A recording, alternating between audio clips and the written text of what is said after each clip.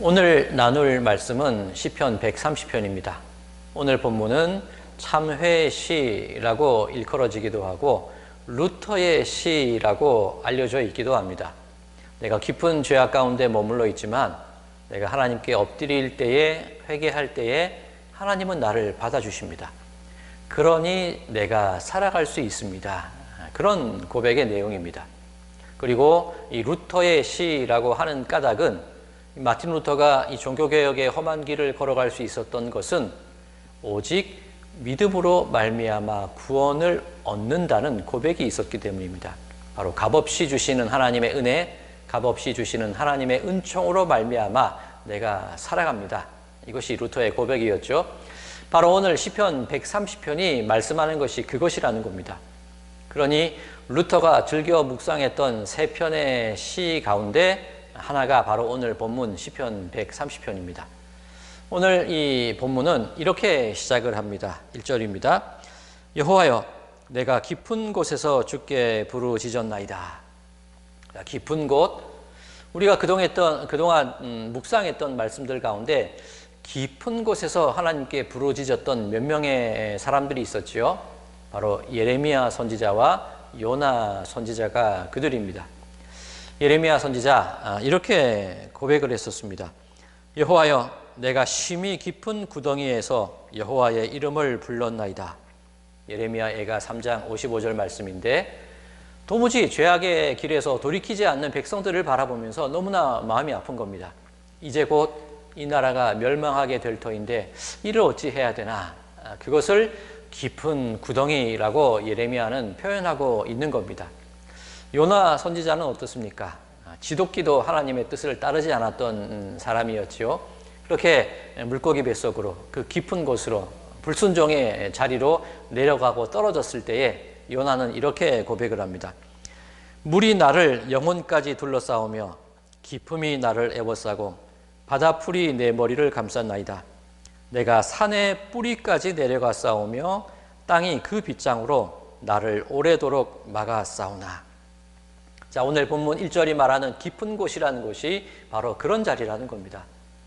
내 죄가 너무도 깊어서 돌이키지 못하는 자리, 너무도 깊은 내 고난의 자리, 불순종의 자리, 또는 내가 기대하고 의지했던 세상의 모든 것들이 무너져 내린 자리, 그것이 깊은 곳이라고 표현되고 있습니다. 자, 그런데 이 깊은 곳이 또한 어떤 의미를 가지고 있을까? 도무지 내 힘으로는 헤쳐나올 수 없고 모든 것이 무너져 내린 그 자리이지만 바로 그곳에서부터 하나님을 향한 내 눈이 열려야 되고 높은 곳을 바라보는 그 믿음이 시작되는 자리가 바로 그곳이라는 겁니다. 오늘 본문 2절입니다. 주여, 내 소리를 들으시며 나의 부르짖는 소리에 귀를 기울이소서. 상황은 변할 것 같지 않고 현실은 달라지지 않지만 여전히 나는 깊은 곳에 떨어져 있지만 바로 그 자리가 내가 하나님을 바라보는 자리이고 바로 그 자리가 내가 하나님께 부르짖는 자리가 된다는 의미입니다. 자, 그런데 이 시인이 한 가지 사실을 깨닫게 됩니다. 그것이 무엇이냐면 3절 말씀인데요. 여호와여, 주께서 죄악을 지켜보실진데 주여 누가 서리이까? 자, 두려움이 찾아오는 겁니다. 이제라도 내가 하나님을 붙잡고 이제라도 하나님을 의지하고 싶은데, 그런데 하나님께서는 나를 꿰뚫어 보시는 분이시라는 거예요.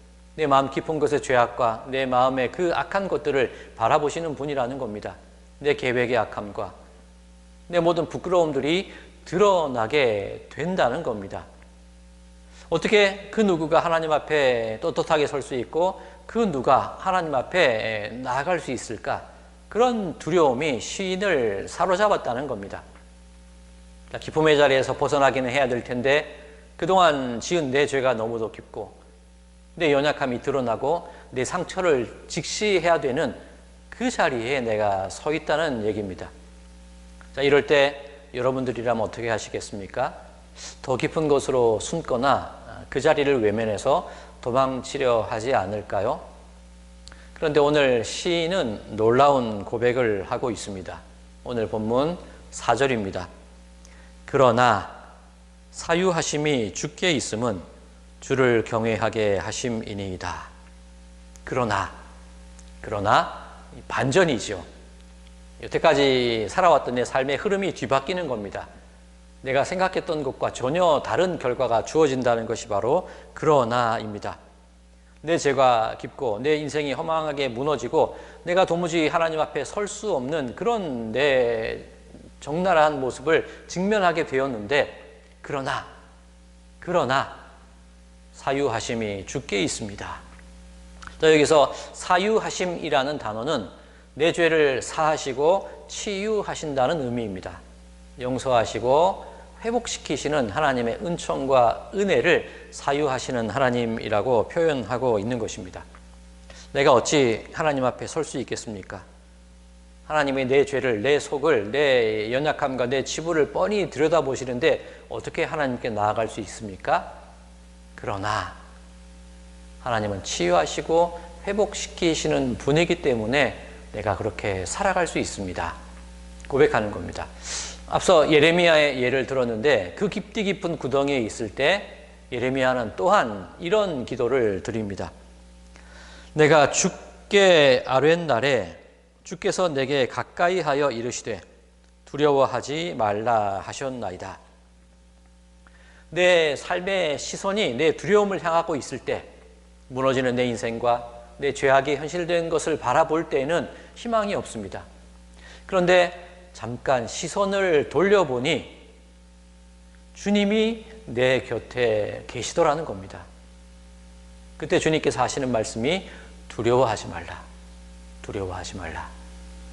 이것이 예레미야의 고백이고 예레미야의 희망이었습니다. 요나의 경우는 어땠습니까? 정말 고집스럽도록 말을 듣지 않는 것이 요나였지요. 저 니느웨, 저 악한 백성이 구원받을까 봐 내가 그 꼴을 보기 싫다는 겁니다. 자, 여기에서 이 고집스러운 모습이 이 요나의 모습이 내 모습이기도 하고 죄악 가운데 멸망받을 수밖에 없는 니느웨 백성 모습이 내 모습이기도 합니다. 자, 그때 하나님께서 놀라운 선포를 해 주시는데 요나 4장 11절입니다. 하물며 이 큰 성읍 니느웨에는 좌우를 분변하지 못하는 자가 12만여 명이요 가축도 많이 있나니 내가 어찌 아끼지 아니하겠느냐 하시니라. 남들은 비록 나를 인정해 주지 않고 나는 나락으로 떨어져 가고 있고 누군가는 그것을 지켜보면서 기뻐한다는 거예요. 그런데 하나님께서 말씀하시기를 내가 어찌 너를 아끼지 아니할 수 있겠느냐. 내가 어찌 네가 그렇게 어둠 속으로 깊음 속으로 죄악 속으로 멸망 속으로 빠져 들어가는 것을 내버려 둘 수 있겠느냐. 이것이 하나님의 말씀입니다. 이것이 바로 오늘 본문에서 증언하는 사유하시는 하나님의 뜻이라고 할 수가 있습니다. 자, 4절 말씀을 계속 읽어보면 어떻게 되어 있죠? 그러나 사유하심이 주께 있음은 주를 경외하게 하심이니이다. 내가 어떻게 하나님을 따르지 않을 수 있겠습니까? 라는 뜻이지요.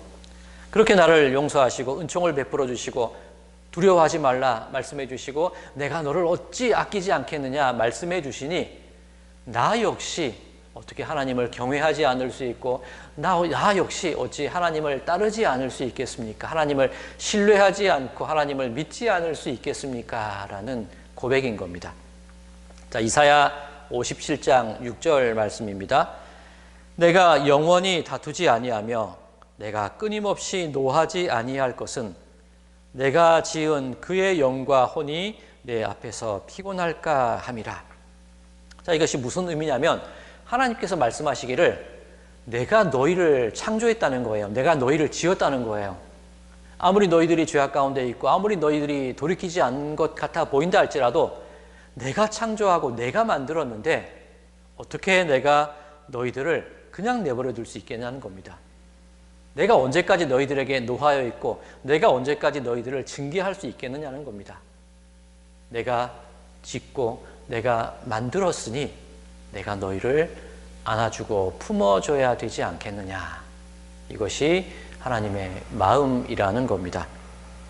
오늘 시편의 노래 내가 깊은 깊은 구덩이 속에, 깊은 죄악 가운데, 깊은 두려움 속에 모든 것이 무너져 내린 그 상황 속에 놓여 있다. 그렇게 시가 시작이 되었습니다. 그리고 두렵습니다. 하나님이 나를 꿰뚫어 보시고 하나님이 나를 모든 것을 아시니 내가 어떻게 하나님 앞에 설 수 있겠습니까? 두려워했습니다. 그런데 내가 하나님을 의지하고 신실하신 하나님을 바라볼 수 있는 것은 두려워하지 말라. 내가 어찌 너를 그냥 놔두겠느냐? 내가 너를 만들었는데, 내가 너를 지었는데 그냥 내버려둘 수 있겠니?